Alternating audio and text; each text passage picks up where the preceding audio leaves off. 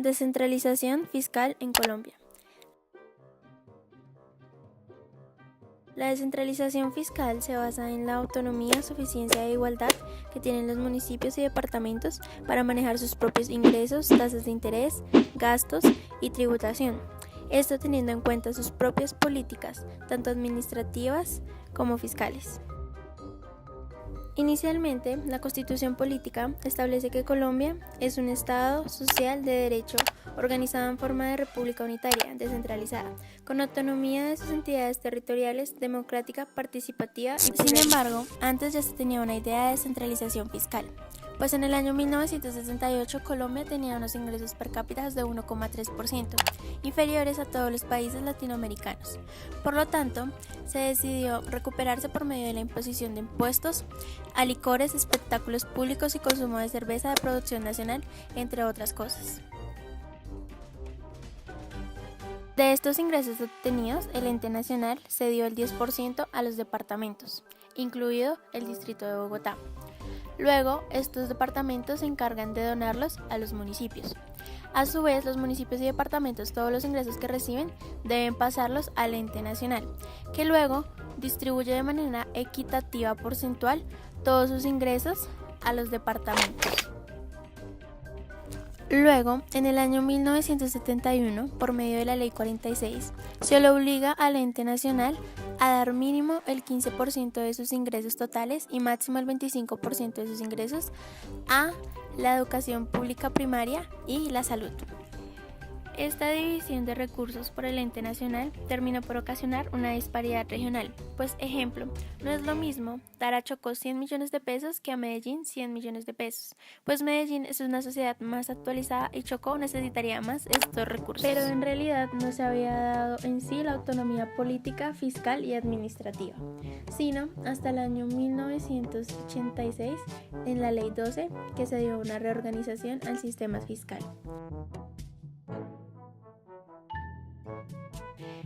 Dentro de este sistema fiscal se da una repartición más equitativa de los impuestos, incluyendo el IVA, por el ente nacional, dirigidos únicamente hacia la obra de infraestructura y hacia los departamentos y municipios.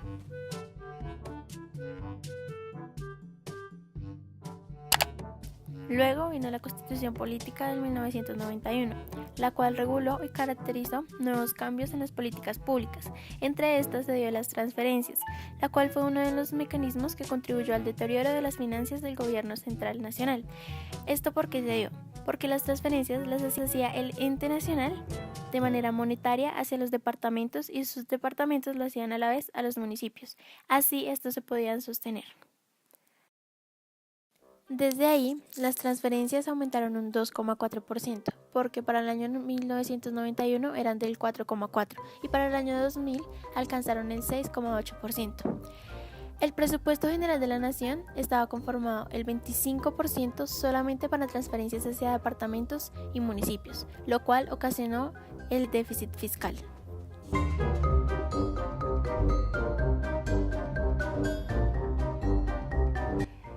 Por lo cual se dio la necesidad de hacer una reforma al sistema de transferencias, la cual se dio en el año 1993 por medio de la Ley 60, en la cual se establece la participación de cada ente y cuánto de los ingresos corrientes le pertenece. Entre el año 2000 y el año 2007 se realizaron varias reformas a las transferencias, y por lo cual dos actos legislativos.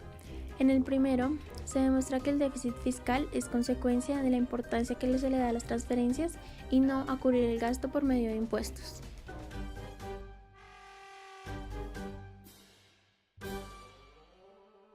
Finalmente, para el año 2007 se crea la Ley 1176, en la cual se organiza la distribución y destinación de los recursos hacia el agua potable, el saneamiento básico, la atención integral en primera infancia, las asignaciones y la participación del propósito general. Pero, ¿en realidad existe una autonomía y descentralización fiscal en Colombia?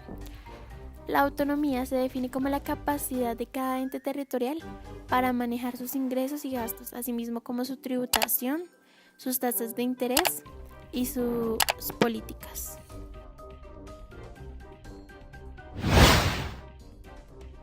Según la Constitución Política, cada ente territorial es un Estado descentralizado y autónomo.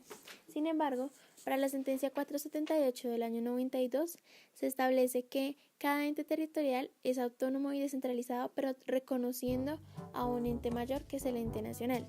Luego, mediante la sentencia 004 de 1993, se reconoce que simplemente el ente territorial tiene autonomía fiscal.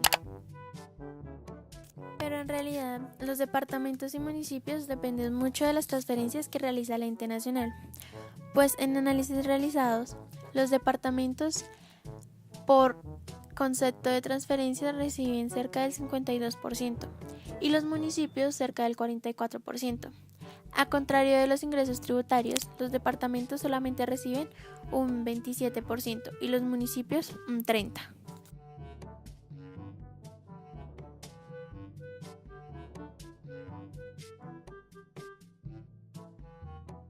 A pesar de que en Colombia no existe una ley que diga que si más del 50% de transferencias significa o no autonomía fiscal, Colombia no se podría definir como exactamente descentralizada o autónomo de manera fiscal, pues en realidad los municipios y departamentos dependen mucho de los recursos que tiene el ente nacional.